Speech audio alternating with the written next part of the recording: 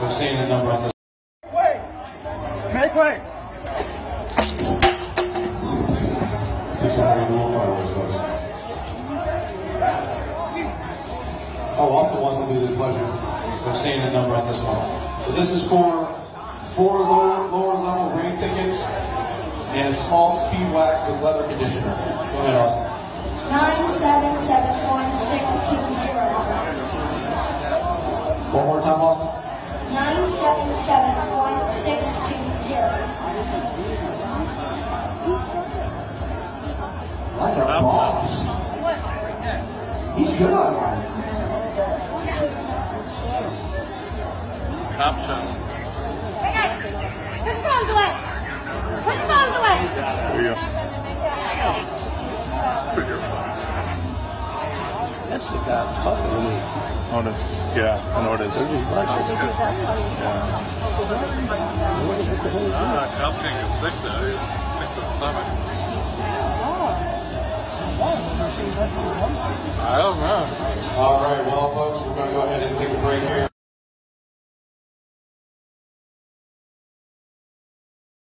Now for the Tarpon Springs police chief, who wants to set the record straight regarding an officer-involved shooting. Let's back up to Saturday for a second. 25-year-old Nicholas Provenza was shot and killed after an officer said that Provenza came at him with a knife. Since then, the chief says speculation, rumors, and even threats have circulated on social media. Haley Hines is on this one in Tarpon Springs with the chief's message and some reaction from those who knew Provenza. Haley, go ahead. Well, Mark, a memorial out here grows by the minute with pictures, poetry, and mementos of Nick Provenza. Those who knew him well say that we struggled with mental illness. Violence was not in his blood. But the police chief maintains Provenza did have a weapon on him on Saturday, and that further threats toward law enforcement regarding this case will not be tolerated. I don't care who was right. I don't care who was wrong. The life was lost. Those who knew Nicholas Provenza say he lived a life of peace. What they're feeling now is the opposite. Seeing him in the street with no one helping him, not the cops, no one delivering first aid. Saturday at a charity car show, an off-duty Tarpon Springs officer was advised about a man on a bike acting suspiciously, 25-year-old Provenza. The officer said Provenza gave him a fake name. Then, seconds later, the officer said Provenza came at him with a knife, so the officer shot him. Anger and speculation have since boiled over on social media, some claiming Provenza was not armed. False, according to Chief Robert Cochin. It is to be noted that the weapon used by the subject was recovered and was entered into evidence as a part of the investigation. There have also been threats toward a certain major and his family after his name was posted as the shooter. But the chief says they had the wrong name. Scott McIsaac was identified as the officer who shot Provenza.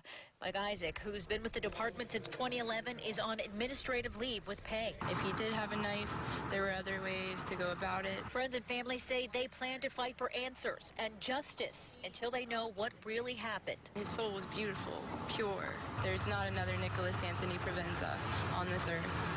And it's a damn shame that his life had to be gripped away from him like that. The chief said McIsaac is a field training officer who recently completed crisis intervention training. He did not take any questions due to the ongoing investigations by FDLE and the state attorney's office. And we've just learned that this Saturday at 1:30 p.m. there will be a peaceful protest for Nick Provenza. It will be held here at the corner of Tarpon and Stafford Avenues, the location where he was shot. Mark. Haley Hines tonight in Tarpon Springs. Haley, thanks.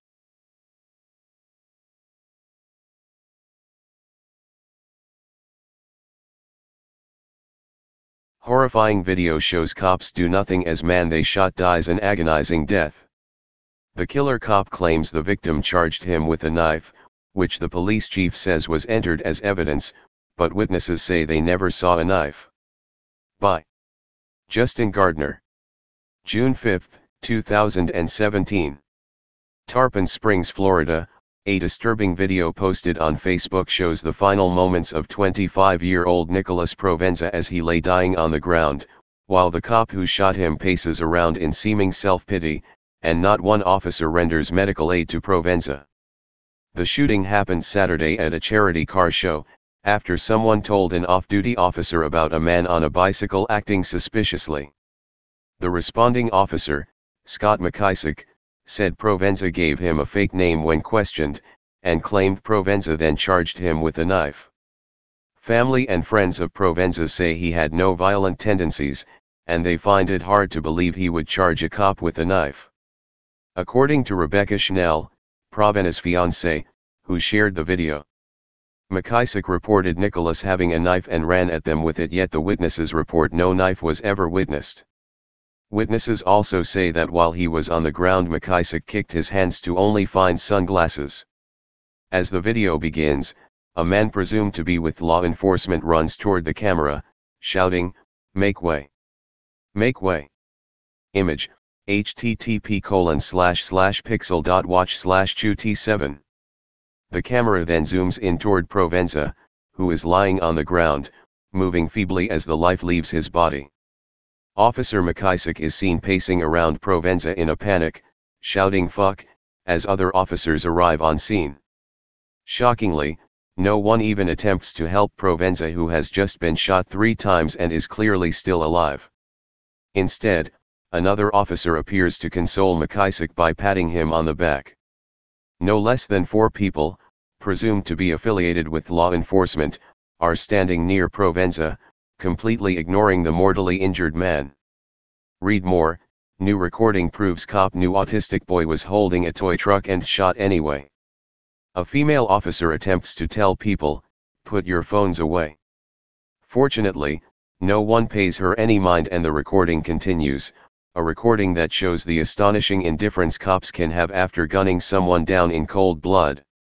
This is hard for me to share because this is the last moments of my beautiful fiancé and best friend's last moment on earth after he was fatally murdered by Tarpon Springs Police Department. I'm sharing because this needs publicity. This stretches beyond my comfort and sensitivities or anyone else's. This is graphic, but this is very, very real, and this needs to be seen by the world so they can witness what happens to innocent civilians all over our nation and other nations relentlessly. According to local FOX13, the Tarpon Springs police chief is angry that people are speculating on social media about what happened.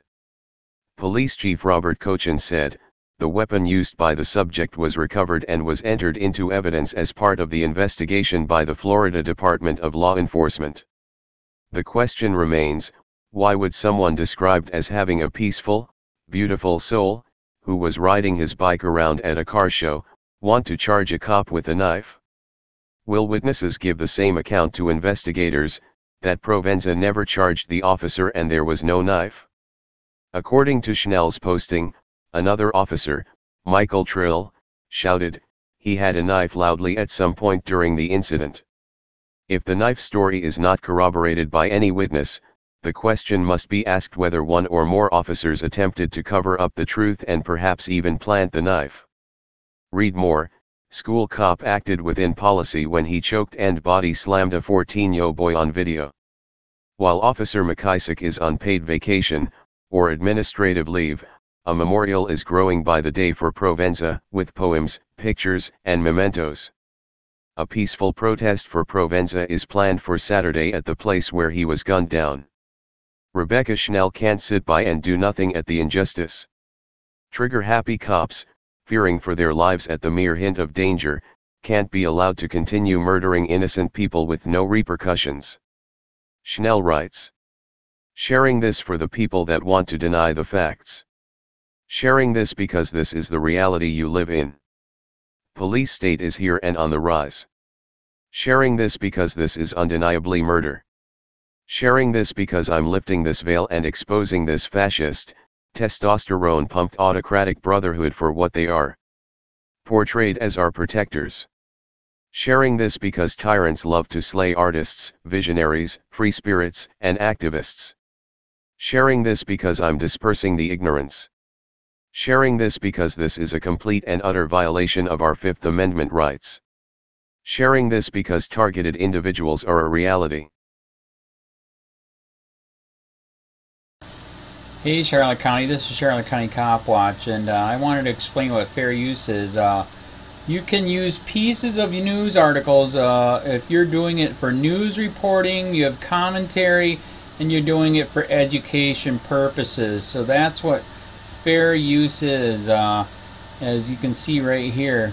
Another reason why I wanted to make this video is to let you know I have just joined with Patreon. A nice thing with Patreon, I make no money on YouTube. They took the money away years ago, and so this is another way to give, and it's a nice thing too because you can give monthly.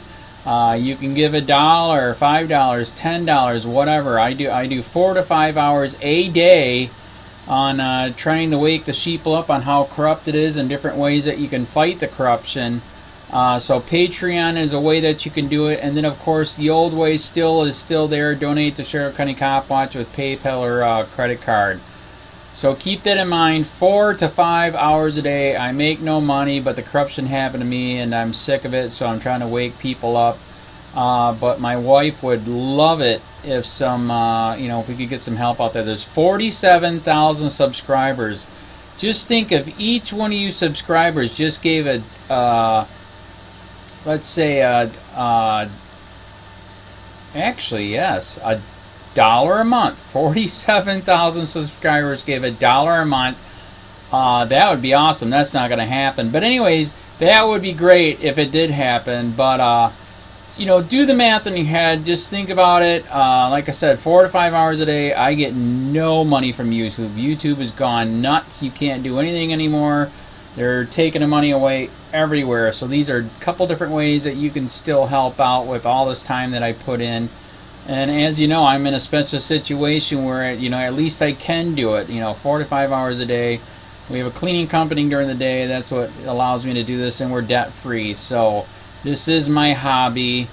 I don't go fishing and all that other crap. I try to save the world. So help me out to make the wife happy, man. In fact, if you guys did give $1 a day, and there was 47,000 of you, and you did it, and each of you gave $1, and that was every month, oh my God, yes, I could quit. I could start suing them. Another idea too that we have is, if I got, some funds, we could actually contact everyone that has been ticketed and or arrested and put in jail and start sending them postcards to let them know we're here, and to see if everything went all right, and if it didn't, find out their story. So we could even do more investigations and more lawsuits. Lawsuits take money. So just think about that. 47,000 of you so far right now. $1 a day. $1 a month on Patreon, or $5 a month Patreon, 10, 20, whatever. Just do the math in your head. Help out. This is a lot of work every single day. Thanks.